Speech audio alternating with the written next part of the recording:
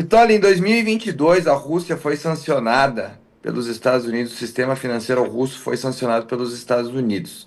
E a gente já tem o que acontece caso o Brasil vá por essa direção. Da noite para o dia, a moeda russa se desvalorizou em 30%, ou seja, vocês imaginem nós dormir aqui hoje com o dólar já a 5,50, ontem ele já teve uma alta de 10 centavos e nós acordarmos com o dólar a R$ 7.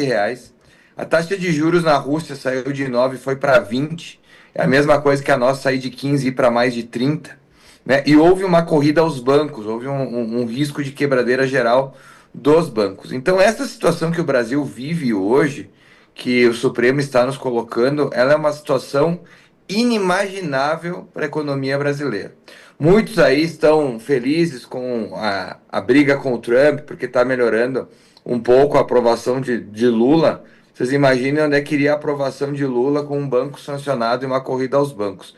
Então, só para as pessoas terem noção do tamanho da tragédia que está nos colocando esse movimento do STF de Lula. Ele pode nos colocar, sim, pela primeira vez, a termos uma quebradeira de bancos, o que seria uma desgraça inimaginável para o nosso país. Então, é muito sério, Vitória. Às vezes as pessoas elas não conseguem dimensionar. Talvez ontem, com a perda de 40 bilhões em valor de mercado dos nossos bancos, alguns tenham entendido o tamanho da desgraça que se avizinha. Enquanto o Dow Jones, a bolsa americana, que a bolsa ela traz uma perspectiva de futuro para a nação, o que, que vai acontecer, a bolsa sempre antecipa os movimentos. Enquanto o índice americano está nas máximas históricas, o nosso índice aqui ontem caiu 2% e teve a segunda pior dia desde o começo do ano.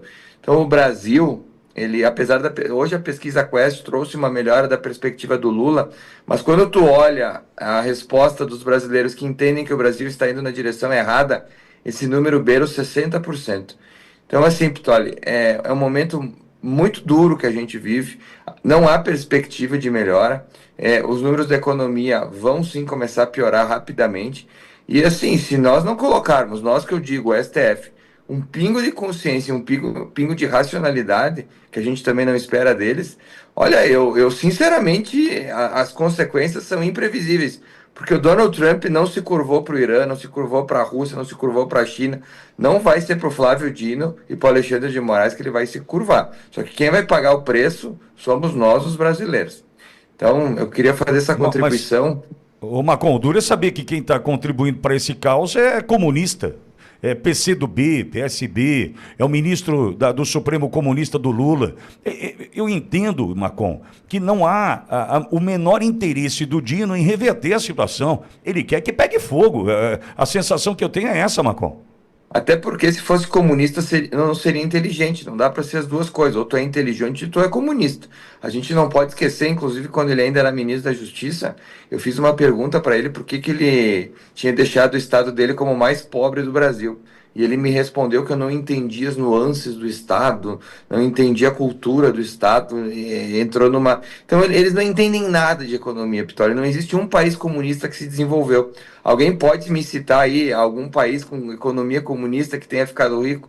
Não existe. Então, o que esses caras querem fazer? Eles têm o ódio ao que deu certo. Porque o comunista, por natureza, ele odeia o que dá certo. E ele odeia os Estados Unidos, porque os Estados Unidos, as pessoas querem entrar lá, querem trabalhar lá, querem se desenvolver lá. Estados Unidos é referência de tecnologia, de cultura, enfim, os Estados Unidos hoje têm uma renda per capita 6, 7 vezes maior que a brasileira.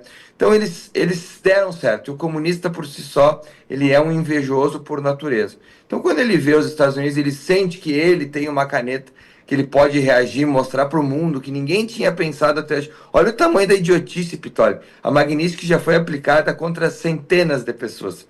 Só que ele, na cabeça dele, através de uma decisão dele, de uma canetada, de um processo que nem era sobre o assunto, além de ele condenar famílias lá de Mariana, que isso não foi muito dito pela imprensa, mas ele condenou as indenizações lá que eles iam receber, não vão mais.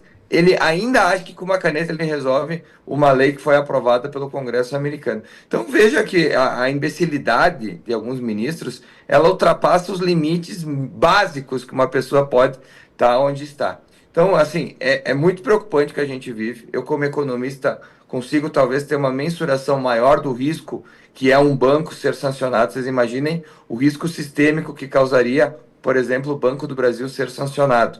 Todas as pessoas teriam medo das suas aplicações nos bancos. Haveria uma corrida aos bancos. Banco, ao contrário do que muitos pensam, o dinheiro não fica lá estocado. Se você tem 5.000 reais no banco, ele não está estocado no cofre. Ele está lá emprestando para alguém, está financiando aí algum empresário, está fazendo alguma coisa. Mas ele não está lá escondido no banco. E uma corrida nos bancos, ela quebra o banco. Então, assim, a magnitude do que ele está fazendo contra o próprio país é muito grande. Claro que no primeiro momento isso afetaria os bancos e depois vai virar uma bola de neve na economia. Então, assim, é bem preocupante. Está na hora de alguns bancos ali sentarem com os ministros, parece até que já sentaram, mas eles não deram bola, e dizer, gente, deu? Parem, pelo amor de Deus, vocês já deram o show de vocês, né? Todo mundo já sabe que vocês querem aparecer poderosos, mas deu, passou de todos os limites. E a gente pode ir um pouco à frente aqui, Pitoli. Dia 2 de setembro começa o julgamento de Jair Bolsonaro. Se Bolsonaro for preso, não há dúvidas que os ministros que o condenarem serão sancionados. E isso vai aumentar a pressão para que os próprios ministros façam atitudes imbecis do tipo de obrigar bancos a não ter a questão da Magnitsky implementada contra os nomes deles. E vocês entendem a bola de neve que a gente está entrando? Então, assim, não tem solução a curto prazo, porque os Estados Unidos, obviamente, não vão recuar. E os nossos cachorrinhos aqui acham que podem enfrentar um pitbull. Então, assim, eu estou preocupado, Vitória. Eu quero mostrar aqui para vocês que eu estou preocupado porque a gente sabe o que vai acontecer ali na frente e não é bom.